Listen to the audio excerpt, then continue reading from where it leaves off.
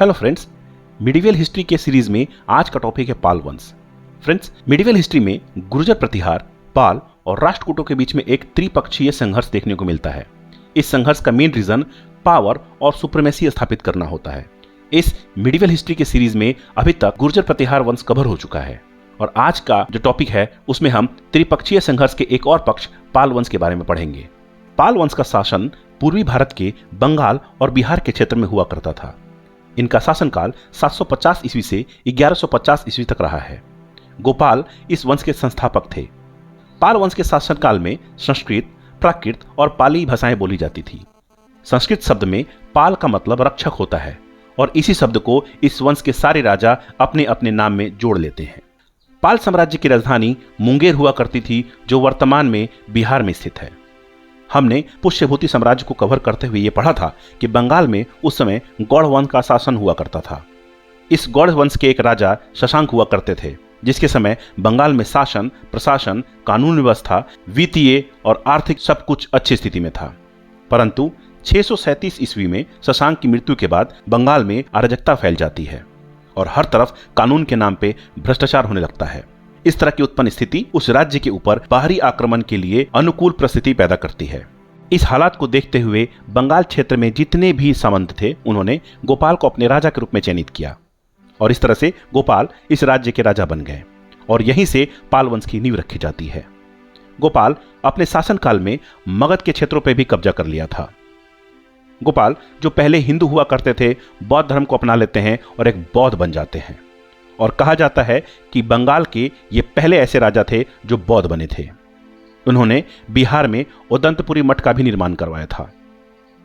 गोपाल के बाद उनके बेटे धर्मपाल सन 770 ईस्वी में राजगद्दी पर बैठते हैं। धर्मपाल बिहार के भागलपुर डिस्ट्रिक्ट में विक्रमशिला यूनिवर्सिटी का निर्माण करवाते हैं। यह विक्रमशिला यूनिवर्सिटी बौद्ध शिक्षा का प्रमुख केंद्रों में से एक था। धर्मपाल नालंदा यूनिवर्सिटी को अनेक देशों में प्रमोट करते हैं, जिसके कारण विदेशों से और अधिक संख्या में स्टूडेंट्स और प्रोफेसर नालंदा यूनिवर्सिटी आने लगते हैं। फ्रेंड्स, आपको बता दूं कि नालंदा यूनिवर्सिटी का निर्माण सन 427 ईस्वी में गुप्त साम्राज्य के राजा कुमारगुप्त ने करवाया था, परंतु दुर्भाग्यवश बख्तियार खिलजी नाम का एक सन की तुर्क सन 1193 ईस्वी में नालंदा यूनिवर्सिटी को उजाड़ देता है और वो यही नहीं रुकता, इस यूनिवर्सिटी में वो आग भी लगा देता है, जिससे इस यूनिवर्सिटी में मौजूद लाखों बहुमूल्य किताबें, मैन्युस्क्रिप्ट और अनेक शोधों की प्रतियां नष्ट हो गई। इस घटना का जिक्र मिन्हाज सिराज अपनी किताब तिबाकत-ए-नशीरी में करते हैं। विक्रमशिला यूनिवर्सिटी के साथ साथ धर्मपाल ने बांग्लादेश के पहाड़पुर में सोमपुर महाविहार का निर्माण करवाया था।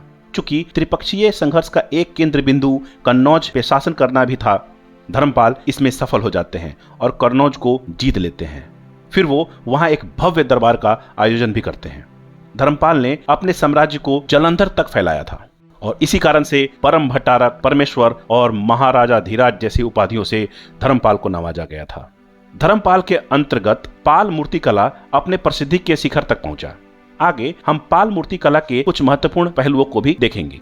धर्मपाल का विवाह राष्ट्रकूट की राजकुमारी रणदेवी से होता है और इन दोनों से एक पुत्र भी होता है, जिसका नाम देवपाल रखा जाता है। धर्मपाल के बाद उनका पुत्र देवपाल शासन की बागडोर संभालता है और 810 ईस्वी से लेकर 850 ईस्वी तक कुल 40 साल शासन करता है। देवपाल उत्तरी भारत और दक्कन के कई हिस्सों पर सैन्य कार्रवाई करता है और इस संघर्ष में उसे सफलता भी मिलती है। देवपाल के बाद कुछ राजा ऐसा ही करना चाहते हैं, परंतु उन्हें कई जगहों पे मुक्की खानी पड़ती है, जिसके कारण उनके कई क्षेत्र उनके हाथों से निकल जाते हैं।